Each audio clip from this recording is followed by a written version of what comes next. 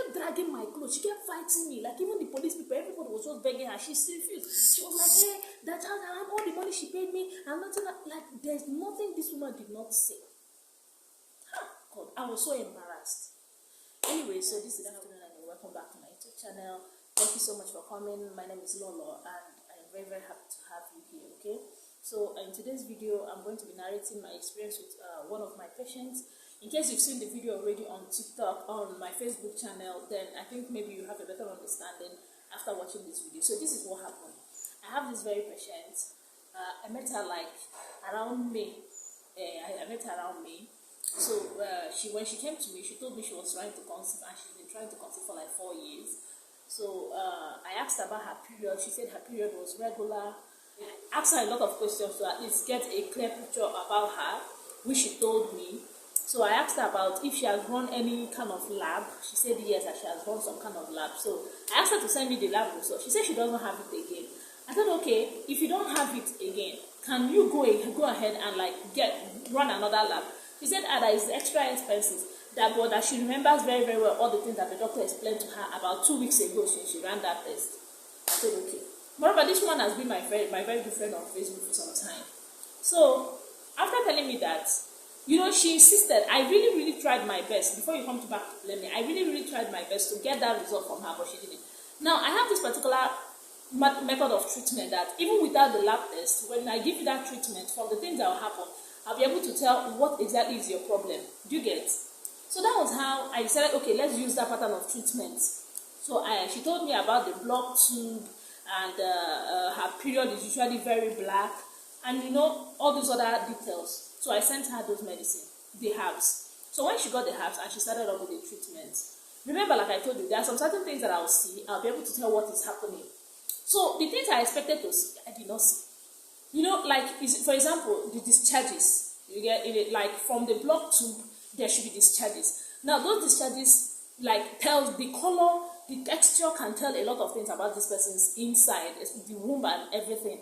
So there's some certain things I expected to see, which I did not see. Do you get? So when I asked her I had to even ask her another question, like about her period. She said yes, that the period, the last one that came out, she told me and all that. Okay. After the treatment, just immediately, like about 1 month after, by then she was already done with the 1 month and 2 weeks. She was already done with that first dosage, which she paid 40,000 naira for. So I told her, okay, see what will happen. Then I'll give you my womb cleanser. That womb cleanser, like the main work of that womb cleanser is for the womb. It sets the womb, because there are some people that the womb is kind of shifting, and then in that kind of situation, the woman, no matter what she does, may not really be able to conceive unless that's again. If you don't understand, that's it. So I thought I was going to send her the womb cleanser so that when she takes it, let me know exactly what could be the problem, because at this point, what I'm seeing is confusing me. You get? I told her, we should let me advise her to go for and run some certain tests, that this will help me too. She said no, that she don't want to run the test again, or that, or that I should just follow her instinct and do that. She has faith that this treatment will work. Okay, she has been my friend for a long time though, and believe me, before you come to attack me, see, I like to follow my patient's instincts as well as mine. You get? I've had a lot of patients that during the treatment they'll say, give me this thing, give me this thing. I know my body very, very well. Like, if I'm able to take something that will do like this and something that will do like this, maybe I'll be able to get to this point, which is what I'm looking for. And most times when you follow their instinct, you get to that point that they're looking out for. So I believe that was what I did. So I followed her like that. Then she now told me she didn't want the womb cleanser, that she wanted the Mega Million Ovulation Booster, that her ovulation is coming out, but that is not sticky, that is watery, and that is not the way it's supposed to be. I thought, okay, let me see the picture of your ovulation the next time it comes out, before I'll know what to prepare for you, because I have my ordinary ovulation booster and I have my Mega Million Ovulation Booster. So she said okay. By the time I expected it, because she told me she saw her last period so time, and she said that she was 28 days cycle, so I was expecting to see her ovulation so time, but she did not send me the picture. So at the end of the day, she said, hey, that the ovulation is out, but I still water it. That she forget to show me the picture. I said, okay, at least it should not come out only one day. Now she said, that is only that one day. That's why she need that Mega Million Ovulation Booster. This lady was just so convincing. I said, okay. I sent her the Mega Million Ovulation Booster, which she took. So after taking it, when she took it, like I was expecting some certain thing, and her husband was already in town. No, that was how Auntie took it, and we didn't get the result I was looking for. The signs that I expected her to tell me, she did not tell me. I now called her again and told her, sis, see, this is my work. Let me do this thing the way I've been doing it. Okay, because I believe that I use my instinct, and as much as I don't want to say anybody speaking to me or that kind of thing, but I use my instincts, you get, and it has always worked for me. So I told her, take this room cleanser. Let me know how your inside is. She said no, that she doesn't want the room cleanser. I said, please. She said, okay, fine. That I should give her the room cleanser. I gave her the room cleanser. I did not charge her for that room cleanser. I gave it to her free. Because, you know, I wanted, like, there are some certain things I was expecting which I'm not seeing. From her record, I wasn't really getting what I desired results. I started asking her questions. And I told her, okay, see what will happen. When is your next period again? She told me. I said, fine. When that time comes, I want to see the color of your period. I want to see what it looks like. Do you get? She said, okay. Auntie still did not show me the period. She still did not show me. The only thing she would say, that the period that at that point, within myself, I knew something was wrong. You get? I knew something was wrong. Then I called her. One time, like, around this time, I called her. She picked up. Hey, no, like, sis, please. And I wanted us to talk. I told her, see, there's nothing I will hear now that is new to me. Okay? I want you to tell me in all sincerity, this is between me and you. Tell me, before you got married, like, give me a little brief, story about yourself. I had to even tell her, it's just like me, while I was growing up, blah, blah, blah, blah, blah, even the one that is not even true. Just to, like, encourage her to open up to me. Auntie still told me how she had other, but I now had to even bring it down. I told her, has she had any kind of abortion or something? She said, no. Okay. Auntie did not give me the answer I was looking for. And you know very well that it's somehow for me to just throw it at her that, look at what I'm seeing, look at what I'm observing. I don't really know how she reacts to that. So, that was how her husband now traveled back. We suspended the treatment. Only for the husband to come back again. This time around, the husband now said that severally, she was always the one going to the hospital to run the test, come back and tell him stories, show him results, that the result sometimes also stand well with him. And so that was how the husband now said, okay, fine. Then what will happen is that he wants to take her to a hospital and run a thorough test by himself, and also run a thorough test for himself, and then let them know where the problem is. If it's not for them to go for IVF, they go for IVF. It's okay. She called me on phone and told me, hello, see what my husband said, though. Can I call her husband and discourage her husband about that kind of arrangement? I told her, why? For me, I feel like this is the best decision for us at this point now. Let him do it. He said, no, that she has her reasons. I told her, sis, what is that reason? Is it something you would like to tell me? She said, no, that's that. What do I mean? That I should just call her husband. I said, I cannot call your husband. This is man of the house. I cannot come and put myself in between. No, I can't. You get that kind of a thing? So, last, the husband discovered that Auntie doesn't have a womb.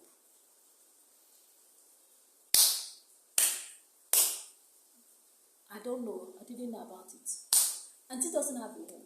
And because she doesn't have a womb, she has not been seeing her period. Yes, now, if you don't have a womb, you cannot see period. So the husband came back angry, annoyed, like, you get that kind of a thing. Now the husband now called me. I was like, no, that, do I have any idea about this thing? First of all, he now told me that he would send me some kind of result. I should go through that result. He sent me the result. I take the result. I was like, I don't understand.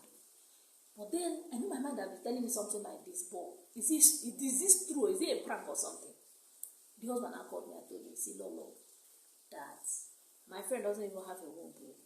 That the womb, according to her confession now, was removed over 6 years ago, maybe 7 years ago, that during ectopic pregnancy.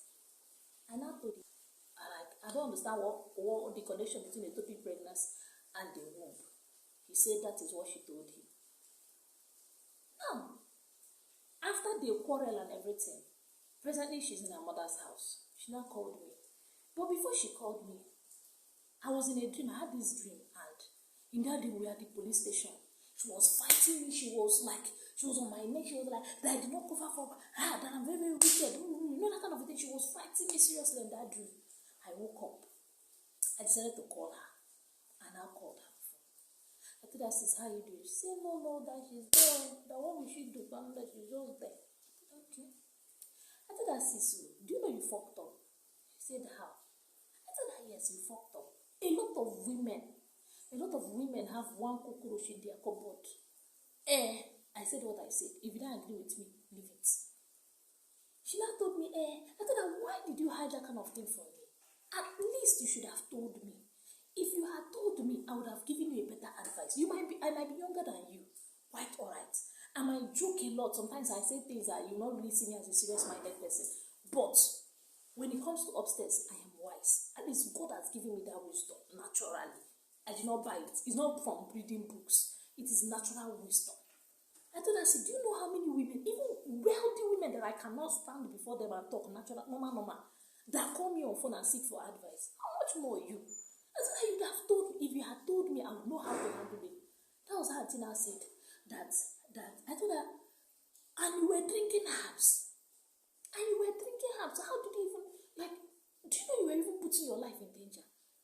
She said, no, that she had strong faith. That God was going to do miracle. And I'm like, you have faith that God will do miracle. I beg you, let us analyze faith. What is faith? Faith is the assured expectation of something hoped for. I always have my Bible. Let me read. I'm reading Hebrew chapter 11 verse 1. That place said, faith is the assured expectation of what is hoped for, the evident demonstration of realities that are not seen. The evident demonstration of realities that are not seen. Realities that are not seen. Something that is real. Something that is real. Let me tell you. It's just like now, my dad is dead. My dad has been dead for like over 4 years. Imagine me now having faith that my dad that has been dead for 4 years will stand up. That's not reality now. That's me being stupid. Now, faith is the assured expectation of something that is hoped for. Something that is real. If you're telling me that you don't have a womb and you have hope, you have faith that God will let the child grow inside where?